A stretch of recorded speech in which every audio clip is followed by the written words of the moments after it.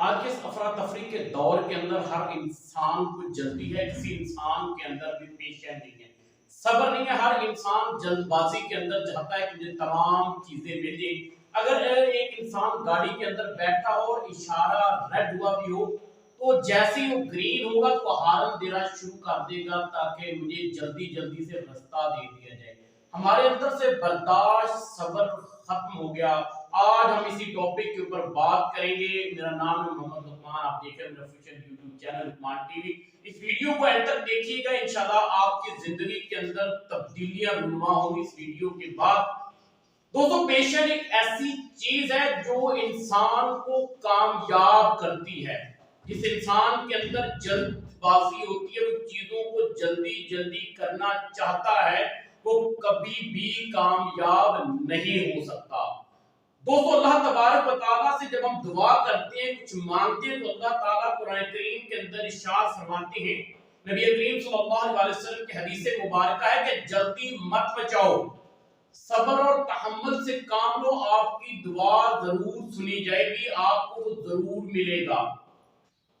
दोस्तों, यहां पर एक इंतहाई कामयाब तरीन इंसान की मैं बात करता चलूं, कॉलोनियल सैंडर्स। ये वो आदमी है जो केएफसी का ऑनर था। 62 ईयर की एज तक ये अपनी जिंदगी में नाकाम रहा। एक रेसिपी जो 1009 टाइम वो मुख्तलिफ लोगों के पास लेकर जाता रहा और हर वक्त वो रिजेक्ट, लेकिन उसने हिम्मत नहीं हारी। वो सब्र से, तहम्मुल से, पेशेंस के साथ चीजों को बर्दाश्त करता रहा। जब वो दुनिया से रुखसत हुआ 90 साल की उम्र के अंदर, उस वक्त तक केएफसी की 6000 के करीब फ्रेंचाइज पूरी दुनिया के अंदर काम कर रही थी। दोस्तों, कोई भी काम अगर आप कर रहे हैं उसके अंदर पेशेंस का होना जरूरी है। अगर कोई बच्चा 9 महीने के अंदर पैदा होता है तो कोई भी वालिदैन भी नहीं चाहते कि उनका बच्चा 5 या 6 महीने की एज के अंदर पैदा हो जाए, क्योंकि कोई भी अपने बच्चे को प्री मैच्योर नहीं चाहता। लोग सब्र करते हैं। यहां पर एक और बात बताता चलूं, एक मर्तबा एक बिच और एलिफेंट की दोस्ती हो गई। दोनों ही प्रेग्नेंट थे। बिच ने 2 महीने के बाद 4 बच्चों को जन्म दिया, उन्हें पैदा किया। वो अपनी दोस्त हथनी के पास जाती है, उससे सवाल करती है कि तुम्हारे यहां क्या हुआ, तो उसका जवाब नफी में था। मजीद 2 महीने के बाद बिच ने 2-4 बच्चों को फिर पैदा किया। उसके बाद फिर अपनी दोस्त के पास भी, उसका अब की बार भी यही जवाब था कि नथिंग। वो 2 महीने के बाद फिर 2 बच्चों को जन्म देती है। फिर वो दोबारा अपनी दोस्त के पास जाती है, उससे पूछती है कि तुम्हारे यहाँ क्या हुआ। कहती अभी तक तो कुछ भी नहीं। वो उससे सवाल करती कि are you sure you are pregnant. कहती मैंने 6 महीने के अंदर 12 बच्चों को जन्म दिया और अब वो बड़े हो चुके हैं, मुकम्मल डॉग बन चुके हैं। तो यहाँ पर हथनी ने एक बड़ा कमाल का जवाब दिया। उसने कहा my dear friend, I am not going to burn a puppy. मैं किसी कुत्ते के बच्चे को जन्म देने नहीं जा रही, मैं एक हाथी के बच्चे को जन्म देने जा रही हूं। मेरा बच्चा जब पैदा होगा, जमीन के ऊपर जब कदम रखेगा तो जमीन को भी महसूस होगा। जब वो रोड के ऊपर निकलेगा तो लोग रुक के उसको देखेंगे। मैं बच्चे की पैदाइश 2 साल में एक बच्चे को जन्म देती हूं। तो दोस्तों, वो पेशेंट है, वो सब्र है।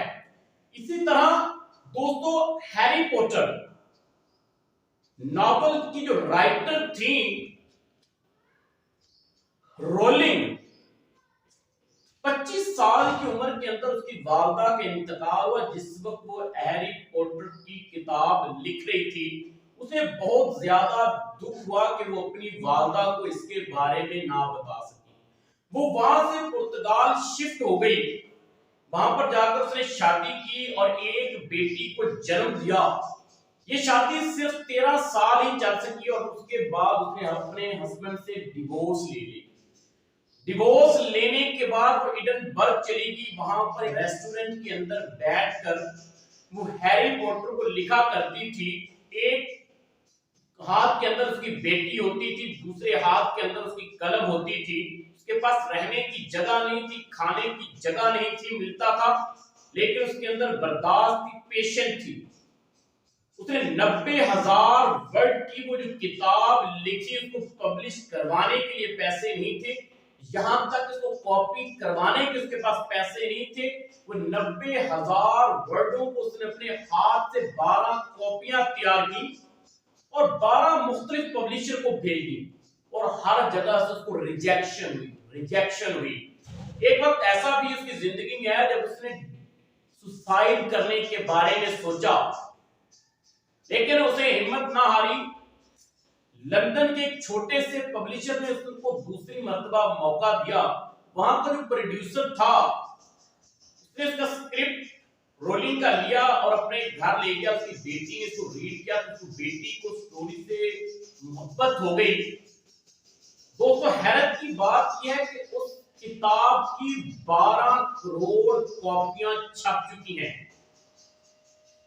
और रोलिंग की वेल्थ जो दौलत है उसकी, वो $1 बिलियन है, और दुनिया की अमीर तरीन लिखारी है, जो सबसे ज्यादा महंगा लिखती है। दोस्तों, यहां पर बात है पेशेंट की। उसने सब्र किया, बर्दाश्त किया, उसे इसका सिला मिला।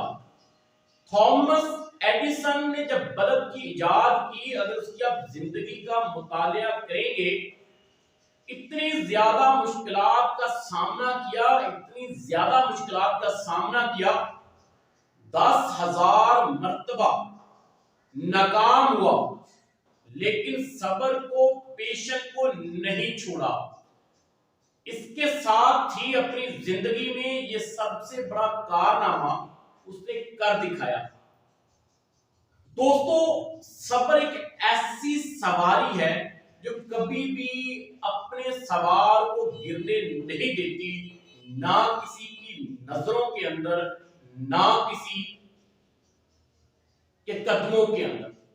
तो दोस्तों, सब्र का दामन थाम ले।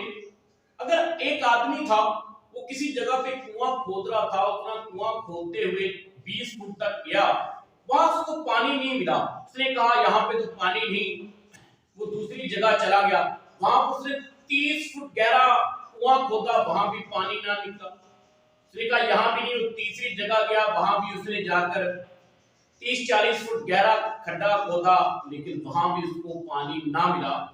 अगर वो अक्लमंद होता, वो एक ही जगह पे 70 से 80 फीट का गड्ढा खोदता तो यकीनी तौर पर वहां से पानी निकल आता, क्योंकि उसने तहम्मुल से, पेशेंस से काम नहीं लिया, उसे जल्दबाजी थी।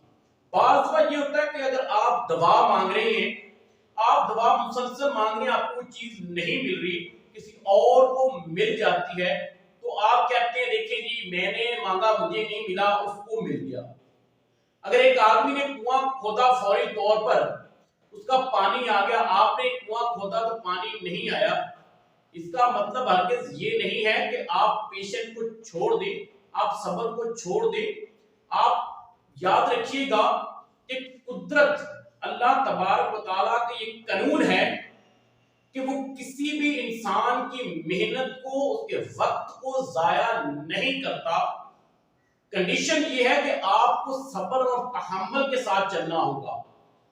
कुदरत आजमाती है, इंसान को देखती है, परखती है कि आया ये इस जिम्मेदारी को संभालने के काबिल भी है या नहीं।